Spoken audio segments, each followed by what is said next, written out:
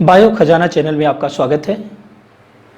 जैसे कि आज मैं उपस्थित हुआ हूं एनसीईआरटी के अध्याय 6 जैव प्रक्रम Hindi medium NCERT new pattern से, ये यूपी बोर्ड के नए सिलेबस के आधार पर, और एनसीईआरटी हिंदी मीडियम अध्याय 6 अध्याय में जैव प्रक्रम है, जिसको लेकर मैं आज उपस्थित हुआ हूं। जैव प्रक्रम का मतलब लाइफ प्रोसेसेज। लाइफ प्रोसेसेज क्या है? अंग्रेजी में लाइफ प्रोसेसेज, और ये जैव प्रक्रम। जैव प्रक्रम क्या है, पहले इसके विषय में जान लें। तो सजीवों के अंदर, कहने का मतलब सजीवों के अंदर होने वाली वो सभी क्रियाएं जिसके अंतर्गत वह जिंदा रहता है, यानी सजीवों के अंदर वो सब क्रियाएं जो करता है जिसके अंतर्गत वो जिंदा रहता है, वो जैव प्रक्रम कहलाता है। कहने का मतलब जीवन को बनाए रखने के लिए, जीवन को बनाए रखने के लिए जो अनुरक्षण का कार्य करता है, जैव प्रक्रम कहलाता है। तो आप ये अब जानें कि सजीवों के अंदर, तो आपके दिमाग में ये आता है कि हम कैसे सजीव और निर्जीव के बीच अंतर स्पष्ट करेंगे। पहले तो आप थोड़ा सा इधर ध्यान देखें कि सजीव और निर्जीव क्या है, कैसे हम स्पष्ट करेंगे कि कोई चीज सजीव ही है। इसके लिए कुछ लक्षण होते हैं जिसके आधार पर हम ये कह सकते हैं कि ये सजीव है, और ये चीज जो लक्षण नहीं है उसको हम निर्जीव के अंतर्गत रखते हैं। तो ये आज, अगर आप मेरे चैनल को अभी तक सब्सक्राइब ना किए हों तो बायो खजाना चैनल को सब्सक्राइब करें और लाइक करें और शेयर करना ना भूलें, जिससे मेरी हर वीडियो आप तक पहुंचती रहे और मैं आपके इस मोटिवेशन से और अच्छे तरीके से आपको एक्सप्लेन कर सकूं, बता सकूं। तो आइए देखते हैं सजीव। पहले हम किसी भी चीज को सजीव कैसे जानेंगे कि क्या सजीव है। तो ये देखिए, पोषण। पहले कुछ लक्षण पाए जाते हैं जिसके आधार पर हम सजीव कहेंगे, यानी पोषण एक लक्षण है। जो जीवधारी पोषण करता हो, यानी जीवधारी भोजन ग्रहण करते हो और उसमें ऊर्जा प्राप्त, भोजन ग्रहण करेंगे तो जाहिर सी बात है ऊर्जा मिलेगी। ऊर्जा का उपयोग कहाँ करते हैं? ऊर्जा का उपयोग वृद्धि में, विकास में, उनकी टूटी फूटी कोशिकाओं में, शरीर की मरम्मत करने में, और जिस जीवधारी की यानी जीवन क्रियाएं चलती हैं जिस ऊर्जा से, वही पोषक यानी पोषण कहलाता है। वो जो है पदार्थ पोषक पदार्थ कहलाया, और वो जो ऊर्जा दिया वो पोषण कहलाया। और पोषण के अंतर्गत अवशोषण, पाचन, स्वांगीकरण इत्यादि क्रियाएं आती हैं। तो अब हमने पोषण के विषय में देखा। और श्वसन, श्वसन ये कहा जाए, हर एक जीवधारी अगर सजीव है, जीवधारी के लक्षण होते हैं कि वो श्वसन करता है, बाह्य वातावरण से ऑक्सीजन लेता है और कार्बन डाइऑक्साइड शरीर से बाहर निकालता है। तो ये श्वसन के अंतर्गत, आप इसको डिटेल में बाद में देखेंगे, अभी ये जानिए कि श्वसन करता है। और फिर परिवहन। परिवहन आप जानते हैं कि परिवहन आप देखे होंगे, परिवहन लिखा रहता है बसों में, परिवहन विभाग। तो कहने का मतलब आप ढोने वाला, ले जाने वाला विभाग, आपको समझ में आ गया होगा परिवहन क्या होता है, ले जाने ले आने वाला।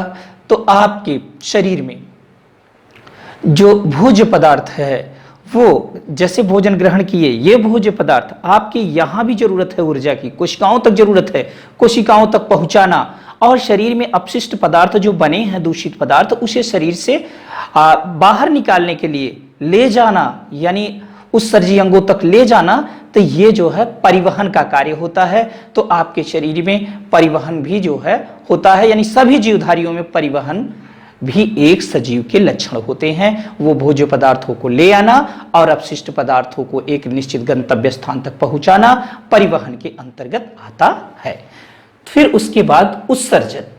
उत्सर्जन में यह कहा जाए कि जो भी भोज्य पदार्थ हम ग्रहण करते हैं, भोज्य पदार्थ ग्रहण करने के बाद हमारे शरीर में जो ऊर्जा के रूप में, यानी भोज्य पदार्थ जो आपके भोज्य पदार्थ में आया हुआ पोषक तत्व हो, अवशोषित हो जाता है। फिर जो अनयूजुअल पार्ट बचता है, जो अननेसेसरी पार्ट बचता है, जो अपच पार्ट बनता है, वो शरीर से बाहर निकालने की क्रिया हर एक जीवधारी करता है, उसे उत्सर्जन कहते हैं। यानी कहने का मतलब शरीर में बना हुआ विषैला पदार्थ, अपशिष्ट पदार्थ, अपच पदार्थ शरीर से बाहर निकालने की क्रिया उत्सर्जन के अंतर्गत आती है। सभी प्राणी, सभी जीवधारी यह क्रिया करते हैं, तो यह भी एक सजीव का लक्षण है। फिर उसके बाद आता है संवेदना।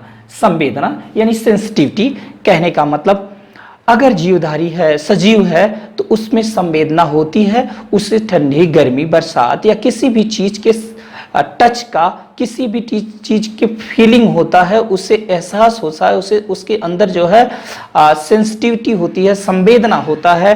तो ये लक्षण जो होता है जीवधारियों में नर्वस सिस्टम होता है, और इस तरीके का जो लक्षण पाया जाता है वो भी एक सजीव का ही लक्षण होता है। फिर वृद्धि। वृद्धि की बात किया जाए, ग्रोथ, तो कहने का मतलब हर एक जीवधारी एक निश्चित समय में, आप जानते हैं कि उसमें वृद्धि होती रहती है, हर एक जीवधारी वृद्धि करता है। वो कोशिका डिवीजन यानी सेल डिवीजन के फलस्वरूप वृद्धि होता है, यानी सभी सजीव में वृद्धि होता है। ये परिणाम क्या है, यानी cell division, due to cell division. और ये कहा जाए, आप कहेंगे कि वृद्धि हो रहा कूड़े के ढेर में, हमेशा जो है कूड़ा इकट्ठा होता जा रहा है, तो वो भी सजीव के लक्षण है? नहीं, वो सजीव के लक्षण नहीं है। उसमें प्रोटोप्लाज्म या सेल डिवीजन की जैसी क्रियाएं नहीं होती हैं। तो इस प्रकार वृद्धि यहाँ जो है सेल डिवीजन और उसके जो है वृद्धि से है। और आइए गति की बात करें। हर एक जीवधारी, अगर प्राणी है, जीव है, सजीव है, तो वो अपने उद्देश्य की पूर्ति के लिए, यानी भोजन, आवास और रिप्रोडक्शन, जनन, यानी किसी भी उद्देश्य की पूर्ति के लिए एक स्थान से दूसरे स्थान तक वो गति करता है अपने उद्देश्य की पूर्ति के लिए, तो वो उसे लोकोमोशन या गति कहते हैं। अब आया प्रजनन। प्रजनन अंग्रेजी में रिप्रोडक्शन, री मीन्स पुनः, प्रोडक्शन मीन्स उत्पादन कर देना। यानी हर एक जीवधारी में लक्षण होता है कि वो अपने ही जैसे संतान उत्पन्न कर दे, यानी अपने ही जैसे जीवों की उत्पत्ति करना सजीवों का एक लक्षण होता है। तो ये रिप्रोडक्शन भी एक सजीवों का लक्षण है। और इसके साथ साथ इसमें सजीवों में उनके खुद के प्रोटोप्लाज्म यानी जीव द्रव्य होता है। इस सब लक्षणों के आधार पर जो ये लक्षण पाए जाएंगे, ये सब लक्षण सजीव के होंगे। यानी सजीव जिनमें ये लक्षण पाए जाएंगे उसको हम सजीव कहेंगे, और जो ये लक्षण नहीं पाए जाएंगे उन्हें हम निर्जीव की श्रेणी में रखते हैं। तो कहने का मतलब अब आपको सजीव का और निर्जीव का अंतर आपको स्पष्ट हो गया होगा। और इसके बाद आप जान लीजिए कि वायरस, विषाणु जिसे कहते हैं, विषाणु ये सजीव और निर्जीव के बीच की कड़ी कहा जाता है। Connecting link between living and non living organism. ये सजीव के संपर्क में आके सजीव जैसे लक्षण करता है, और निर्जीव के संपर्क में रहता है तो निर्जीव जैसे एक्टिविटी करता है। तो ये जो है वायरस कहा जाए, ये कनेक्टिंग लिंक है, इसे सजीव निर्जीव दोनों के बीच की कड़ी कहा जा सकता है। फिर अब रहा जीवधारी।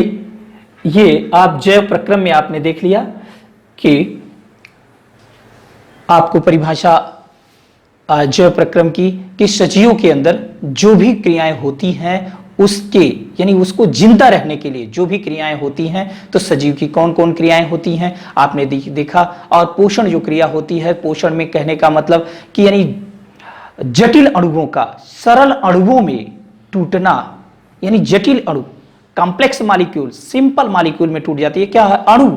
इसमें ऐसी भी क्रिया हो निरंतर, ये जो है आणविक क्रिया भी होती है, आणविक क्रिया ही है ये जो हमेशा जो है ये। अब आप कहेंगे कि आणविक क्रिया क्या है, तो ये जानिए, ये जो पदार्थ है यानी सजीव जो है, ये हमारा शरीर जो है कार्बनिक पदार्थों से मिलकर बना होता है, यानी अणुओं से मिलकर बना होता है।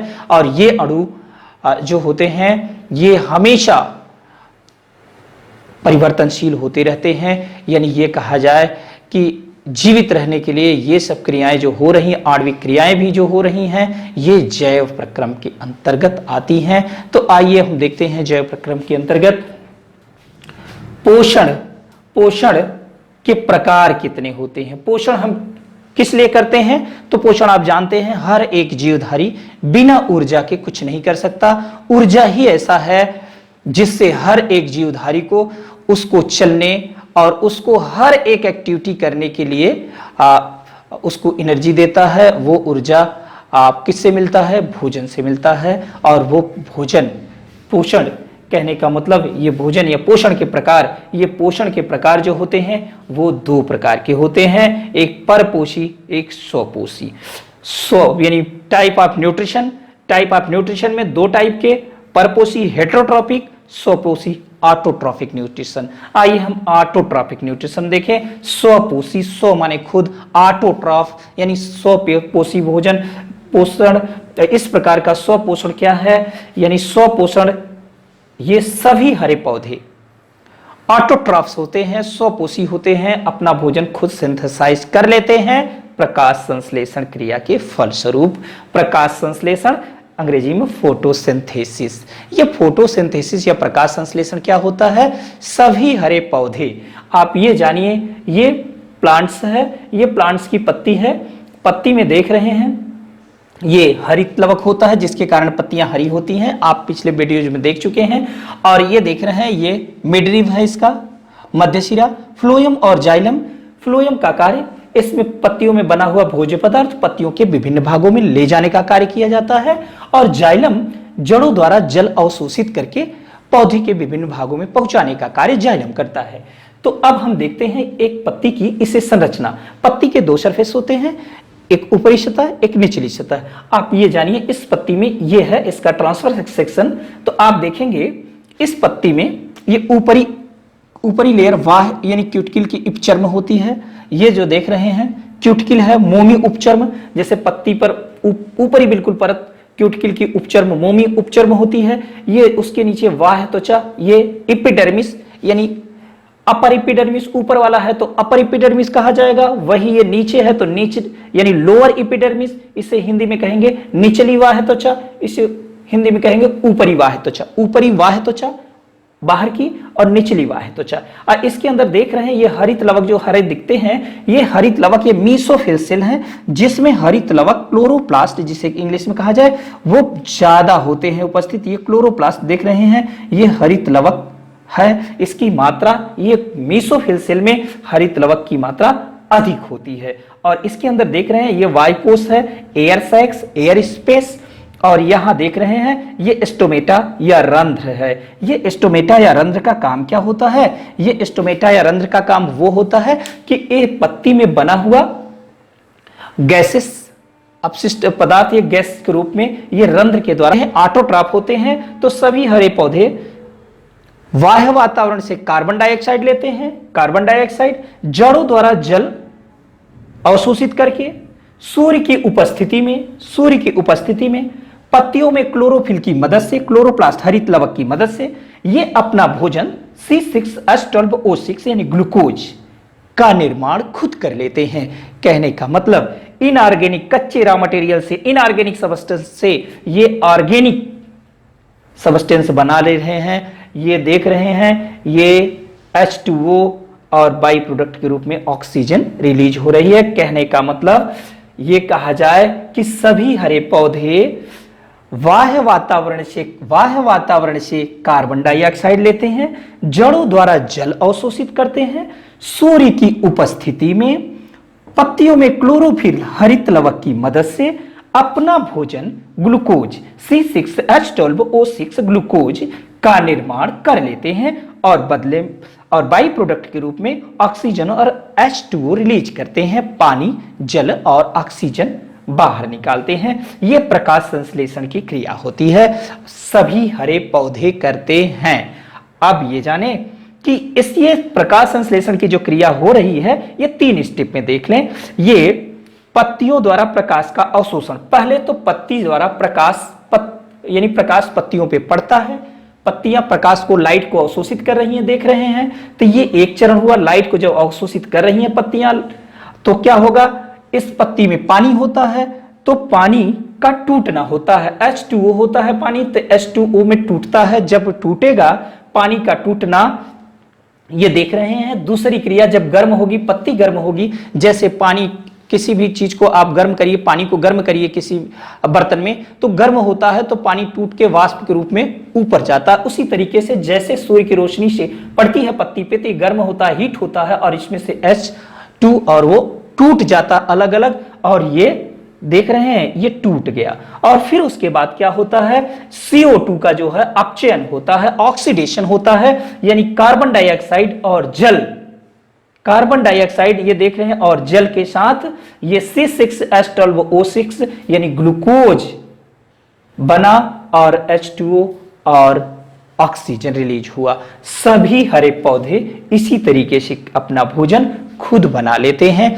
जो अपने भोजन के लिए दूसरे पर आश्रित नहीं रहते हैं, वो यानी अकार्बनिक पदार्थों से कार्बनिक पदार्थ ग्लूकोज जैसे अपने भोज्य पदार्थों का निर्माण कर लेते हैं। प्रकाश संश्लेषण क्रिया के फलस्वरूप इन्हें सभी हरे पौधे को ऑटोट्रॉफ्स कहा जाता है। स्वपोषी, खुद पोषण अपना कर लेते हैं, हिंदी में जैसे स्वपोषी नाम से ही पता चल रहा है। अब आइए आगे देखते हैं कि ये क्या है, दूसरा क्या है, परपोषी। परपोषी का मतलब हेट्रोट्रॉफ अंग्रेजी में, जो अपना भोजन स्वयं निर्माण न कर सके, जो अपने भोजन के लिए दूसरे पर आश्रित रहें पूर्ण या आंशिक रूप से, उसे पूरी तरीके से या कुछ रूपों में यानी कुछ अंश में, तो उसे कहते हैं परपोषी। ये परपोषी निम्न प्रकार से हैं, आइए देखते हैं। मृतोपजीवी अंग्रेजी में कहेंगे मृतोपजीवी को सैप्रोफाइटिक न्यूट्रिशन। मृतोपजीवी, मृतोपजीवी जैसे नाम से ही है, मृतोपजीवी, मृत हुआ यानी इसका मतलब यहां सड़े गले, मृत सड़े गले पदार्थों से अपना भोजन ग्रहण करते हैं। कहने का मतलब ये मृत और सड़े गले पदार्थों से अपना भोज्य पदार्थ ग्रहण करते हैं, या ऐसे मृतोपजीवी कहलाएंगे। तो आखिर मृतोपजीवी क्या है? मृतोपजीवी कहने का मतलब जो सड़ रहा हो, डेथ कर गया हो, उससे जो भोजन प्राप्त करते हो वो मृतोपजीवी हैं। और मृतोपजीवी के अंतर्गत जीवाणु, फफूंद इत्यादि आते हैं। आप कहेंगे ये कैसे? तो अगर मान लीजिए अगर ये न होते तो प्रकृति में जितने भी रोड पर कुत्ता मर गया, बिल्ली मर गई, जो भी जंतु मर जाता है तो रोड पे पड़ा रहता है, क्या वो ऐसे ही पड़ा रहता है? आप देखते हैं 10 या 15 दिन बाद उसमें बैड स्मेल के बाद वो पूरी तरीके से खत्म हो जाता। तो हुआ क्या, उसमें वो डेथ को पूरी तरीके से अपना यानी विघटित कर दिए, उसे डिकम्पोज कर देते हैं। कौन करते हैं? वो अपना भोजन उसी से लेते हैं। और वो है क्या? वो है जीवाणु, जिसे बैक्टीरिया और कवक कहते हैं, फफूंद। इस प्रकार से इनका भोजन होता है। सड़े गले या मृत जंतुओं से यानी जीवों से अपना भोजन ग्रहण करना मृतोपजीवी कहलाता है। ये है मृतोपजीवी, सैप्रोफाइटिक न्यूट्रिशन। अब आप देखेंगे अगला परजीवी। परजीवी का मतलब जो पर माने लगता ही है नाम कि दूसरे के ऊपर, यानी पैरासाइटिक न्यूट्रिशन। ये अपना भोजन दूसरे जंतु या पौधे से प्राप्त करते हैं, दूसरे के ऊपर रह करके। यानी कहने का मतलब ये अपना भोजन जो प्राप्त करते हैं ये दूसरे के ऊपर रह के प्राप्त करते हैं। पर कहते हैं परजीवी, पर माने दूसरे के ऊपर। तो ये है अमरबेल। ये भी कहा जाए जैसे अमरबेल, आकाश बवर कहते हैं क्षेत्रीय नाम कुछ लोग, तो आकाश बेल या अमरबेल जो होता है वो देखते हैं कि येलोविश कलर का होता है, ग्रीनिश कलर का, किसी पौधे पे रहता है। तो वो उस पौधे से भोजन लेता है, पूरी तरीके से भोजन लेता है उस पौधे से, और यहाँ तक कि वो पौधा सूख भी जाता है। और फिर आप जानते हैं कि आपके शरीर में ही जूं और ये खटमल हमारे ही शरीर से भोजन ग्रहण करते हैं, वो रक्त चूस करके। तो ये भी एक तरीके से पैरासाइट है। ये वाह पैरासाइट है, हमारे शरीर के बाहरी सरफेस पर रहते हैं परजीवी के रूप में। और ये देखे हैं कि ऐसे ही कुछ अंतः पैरासाइट भी हैं।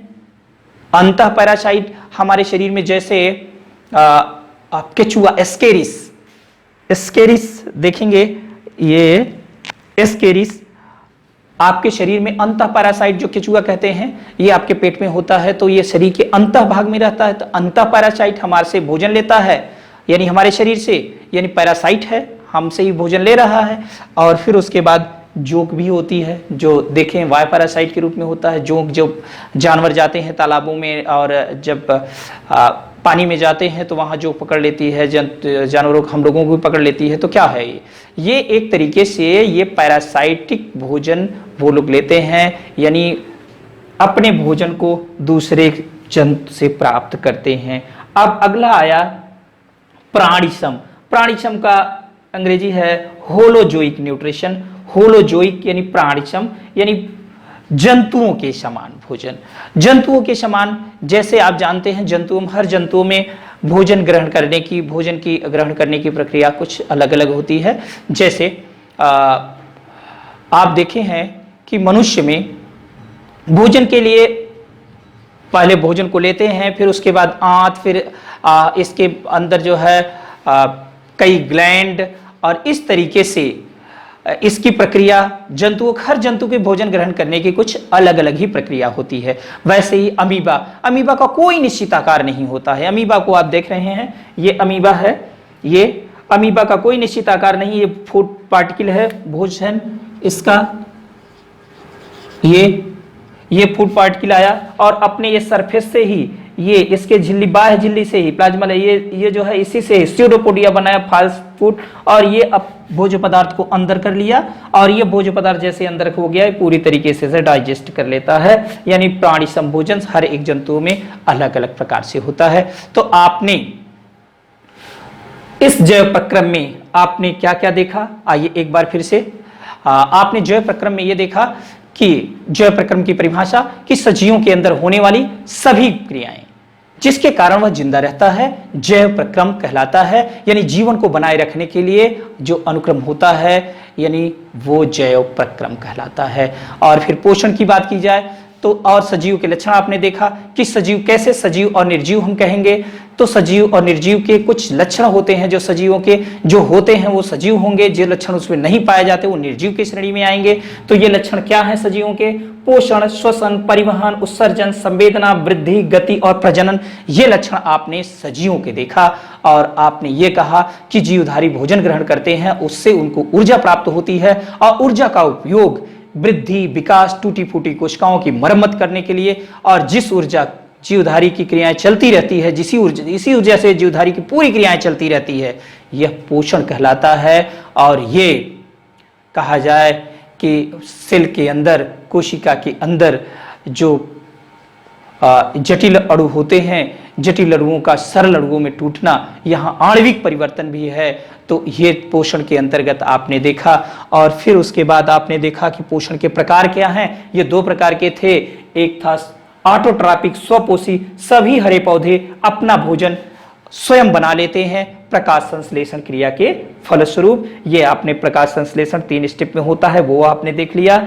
और फिर उसके बाद आपको ये देखा गया कि परपोषी, हेटेरोट्रॉप्स, ये निम्न प्रकार के हैं, मृतोपजीवी जो अपना भोजन सड़े गले भोज्य पदार्थों से ग्रहण करें, जैसे बैक्टीरिया और फफूंद। फिर उसके बाद आपने देखा परजीवी जो अपना भोजन दूसरे जंतु या पौधे के ऊपर रख के पौधे से प्राप्त करें, जैसे आपने अमरबेल, और फिर यहाँ जोंक और एस्केरिस ये देखा। और होलोजोइक न्यूट्रिशन में प्राणिसम भोजन पोषण में प्राणी के समान होलोजोइक, ये मनुष्य और अमीबा में। तो आशा करते हैं कि आपको ये चैप्टर समझ में आया होगा, और अभी तक अगर सब्सक्राइब ना किए हों तो एक बार फिर से इस मेरे चैनल को सब्सक्राइब कर लें। और अब इसके नेक्स्ट पार्ट को, जैव प्रक्रम के अगले भाग को हम अगले वीडियो में लेकर उपस्थित होंगे। तब तक के लिए धन्यवाद।